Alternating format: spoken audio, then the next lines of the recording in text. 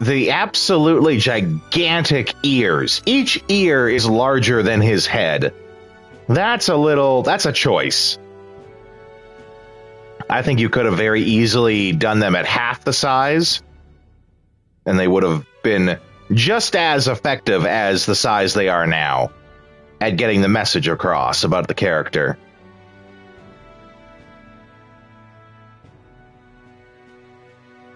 Yeah.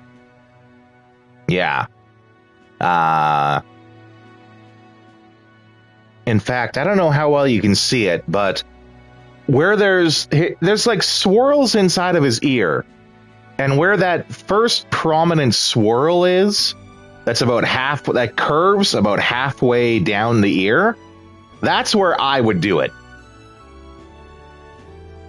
Like, I'm looking at it, and I'm kind of like just imagining that the ear cuts off at the swirl there, and that's how I think I would have done it. But there is something to be said about silhouettes when it comes to character design. And the gigantic, prominent ears and his small M frame, like, because the arms going down creates the sides, and then it curves in the middle. He would have a very distinct silhouette. And we're going to take this as a good moment to talk about silhouettes in game design, in that silhouettes are really important when it comes to character design, because you are able to, as a player, distinguish shapes before you're able to distinguish any other information. So let's look at the the 4 characters in the back.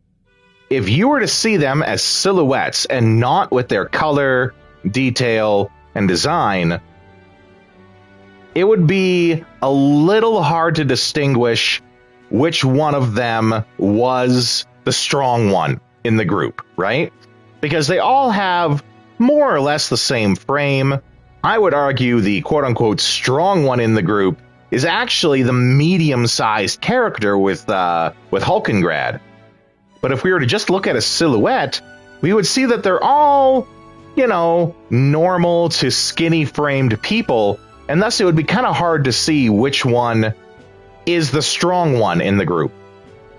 Obviously, the fairy would not be the strong one, because their silhouette would be small.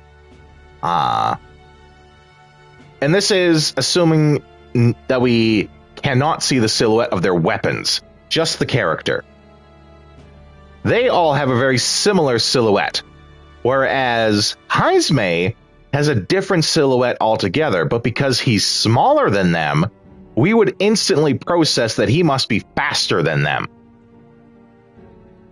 But because he's not as small as the fairy, we are able to determine that he must still be combat effective. And all of this information gets fed to you instantaneously when you're looking at the silhouette. You're able to process that faster than anything else. This is why having very distinct shapes of characters is highly important in games. And if you want an excellent example of silhouettes in games doing that, you have to look to Team Fortress 2. In that all of the characters in there have very distinct silhouettes, and you are able to determine how threatening they are based purely on the shape of their body.